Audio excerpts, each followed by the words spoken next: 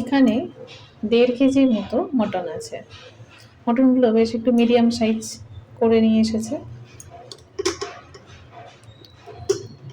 মটনটা খুব সুন্দরও দিয়েছে। যাই হোক, মটন রান্নার জন্য আলুগুলো তো কেটে ধুয়ে রেখেছি, ওগুলো এবার ভেজে নেব। তেল খুব পরিমাণে গরম হয়েছে। এবার একটা একটা করে আলুগুলো ছেড়ে দেব।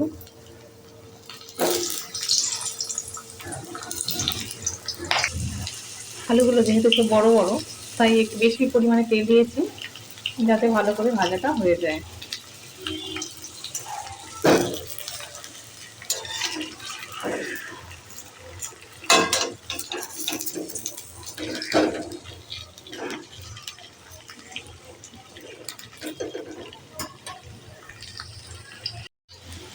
আলুর মধ্যে দেব সামান্য পরিমাণে একটু নুন, আর দেব একটু হলুদ, দিয়ে দাম ভালো করে নেড়ে নেব। এইভাবে ভালো করে আলুটা ভেজে নেব।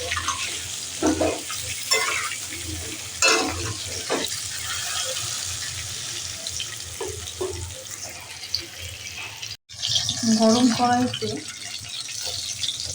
তেজপাতা, শুকনো লঙ্কা, লবঙ্গ, এলাচ, দারুচিনি সব কিছু দিয়ে দিলাম। এর মধ্যে পেঁয়াজ আর লঙ্কাগুলো দিয়ে দিলাম।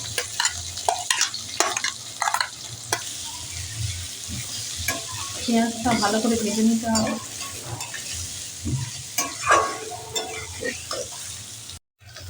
রসুন বাটা দিয়ে দিলাম।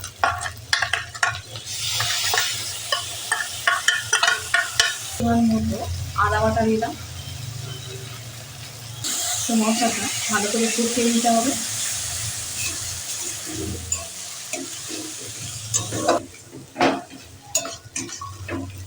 এভাবে মশলাটা করে নেব। 1 চামচ হলুদ গুঁড়ো, 1 চামচ জিরা গুঁড়ো, 1 চামচ ধনিয়া গুঁড়ো, 1 চামচ কাশ্মীরি লঙ্কার গুঁড়ো। মশলাটা ভালোভাবে কষিয়ে নেব।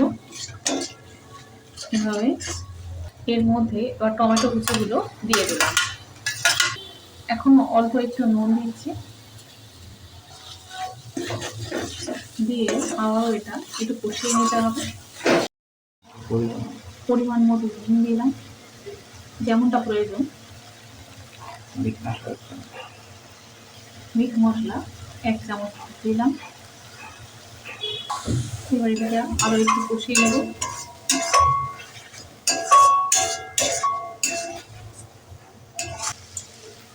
মশলা থেকে তেল ছেড়ে দিয়েছে, এবার এর মধ্যে মটরগুলো ঢেলে দিলাম।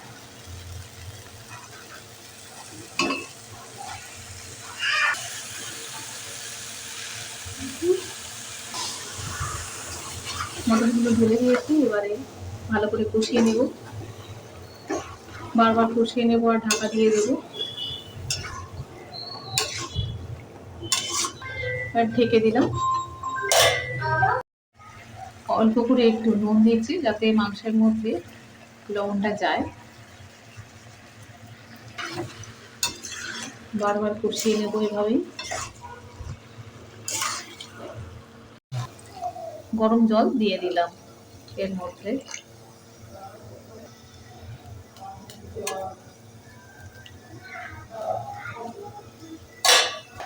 এবার এর মধ্যে প্রয়োজন মতো একটু নুন দিয়ে দিলাম।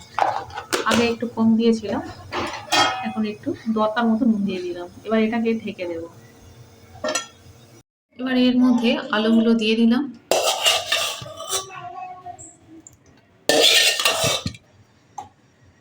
কুকারের মধ্যে দিয়ে দিয়েছি, এবার এটাকে ঢেকে দেব। কুকার থেকে নিয়ে কড়াইতে ঢেলে দিয়েছি। এবার একটু বেশি ফুটে গেলে, জলটা একটু কমে গেলে নামিয়ে নেব। তরকারিটা হয়ে এসেছে, এবার এর মধ্যে গরম মশলা দিয়ে দিলাম।